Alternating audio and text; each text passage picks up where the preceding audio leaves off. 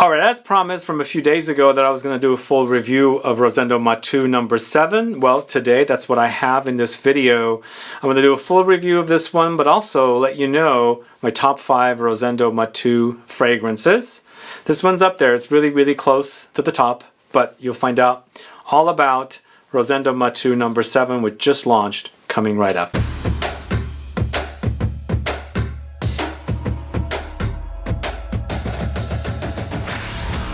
Thanks so much for tuning in. This is Sebastian. Yes, today I'm talking about Rosendo Matu number 7. It's a brand new release. It just came out late last year, 2021. It's getting its way out now and available for you guys to purchase. And I'm really digging this one as a really great offering from this house.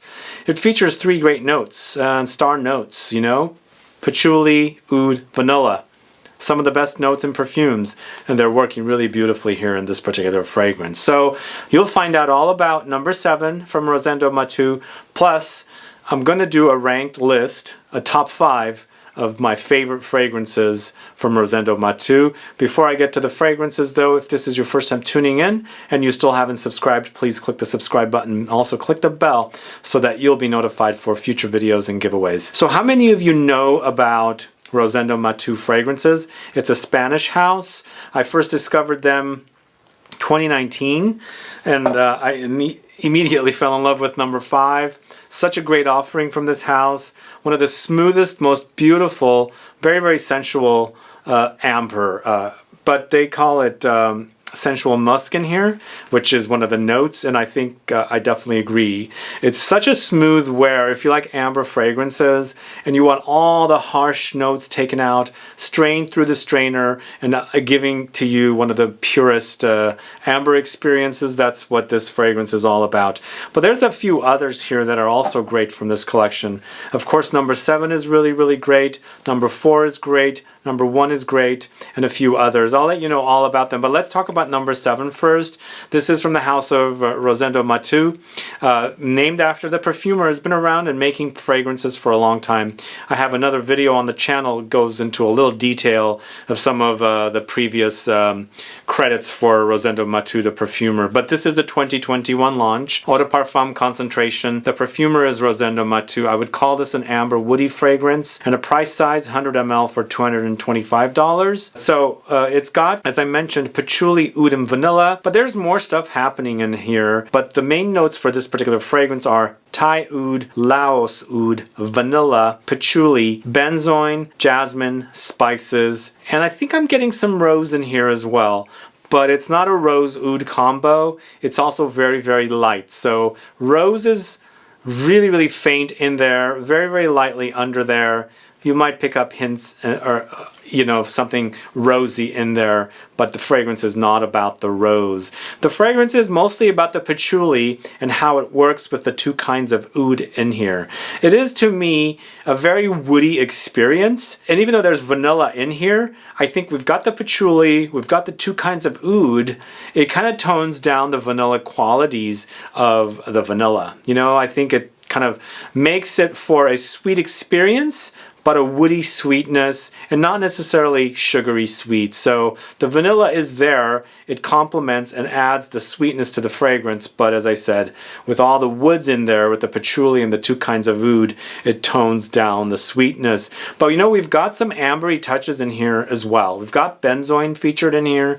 Benzoin and vanilla complement one another beautifully. It adds an extra layer of sweetness, but once again, we've got so much oud and patchouli in this fragrance that it's not an overly sweet fragrance, but eventually it does create an ambery touch with all the woods and the patchouli. There is a little bit of a spiciness in here as well. I shouldn't say a little, I think it's quite a bit, and depending on who's wearing it, you might experience more spices than others, but I would say that there's a little bit of warm spices thrown in here that are kind of faint. I think I pick up a little bit of something cinnamony or clovey, maybe a little bit of a nutmeggy, and then of course a little bit of cardamom. There's a kind of an aromatic quality to the fragrance. But what I should also mention is that there is a little bit of a sweatiness in there. A little cumin touch comes through, especially on my skin. I definitely smell it, but it's blended in a way that it's smoothed out. You'll notice it, but it doesn't strike, you know? It doesn't like do that. Like, it doesn't totally like overwhelm. It's blended in a way that it's back there, it's noticeable, but it's not overwhelm. It doesn't overwhelm you. So that is definitely something that's in here. But it's actually a really, really gorgeous composition. You know, it's really, really wonderful. It's an overly woody fragrance with lots of patchouli and the two kinds of oud, Thai oud, Laos oud. And I should also mention, this does get lightly animalic with the ouds, not overly animalic. So I wouldn't say this is an overly animalic, but you might pick up hints of it, along with that, you know, a little sweaty, musky cumin note. It might be a little overwhelming, but I felt like everything is the right amount. You know, it's not overly animalic, it's not overly musky. The cumin is not overwhelming. If you're sensitive, it might be, but for me, I felt like it was blended perfectly. And everything flows great from one to the other. Again, it's not an overly vanillic fragrance, and it is lots of vanilla, but I felt like, as I said, oud, patchouli toned down the vanillic qualities. And even though we've got that benzoin as well to create this kind of an ambery syrupiness, it's lots of woods and spices with vanilla. I think it's a great solid release from this house. Definitely up there with some of the better ones that I like from this house. And I'll let you know the list. I'll definitely let you know the list. But let me know if you've sampled number 7 from Rosendo Matu. If you haven't, are you curious to try it? Do you like the combination of oud with patchouli and vanilla? Does it sound great to you? And also the muskiness and the cumin touches that I mentioned, how does that sound to you? Let me know, put some comments down. If you have sampled it and you are enjoying this one, also let me know. Now moving on to the actual list. And as I said, this is a top 5.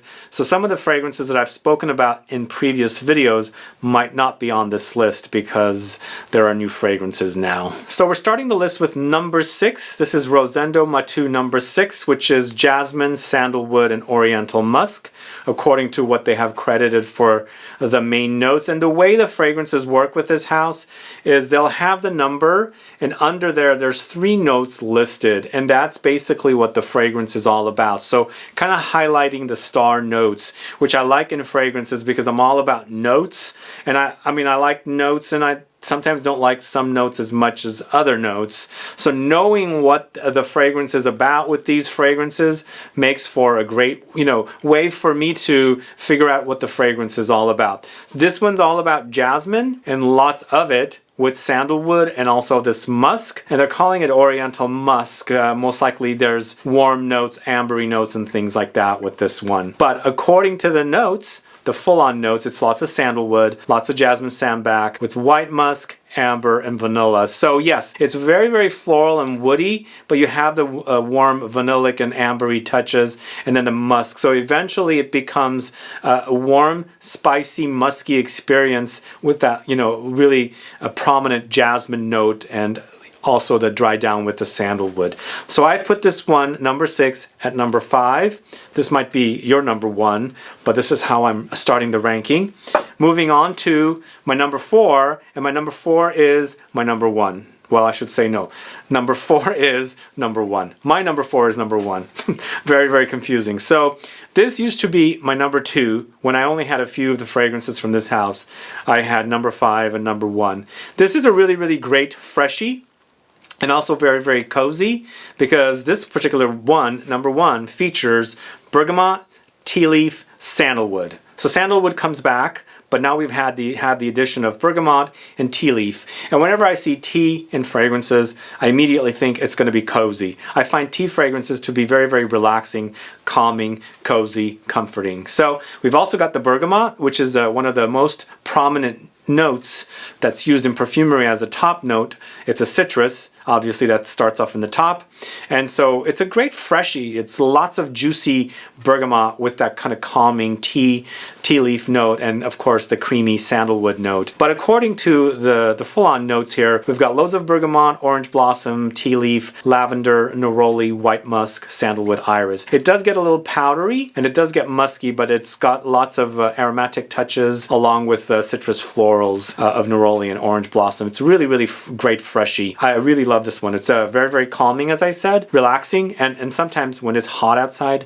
because I think this is perfect for summer. So when it's hot outside, you want kind of like calming, because it's really exhausting, exhausted. The heat kind of exhausts. So this is kind of cool you off and calms you as well. So number 1 is at number 4. So number 3 is number 4.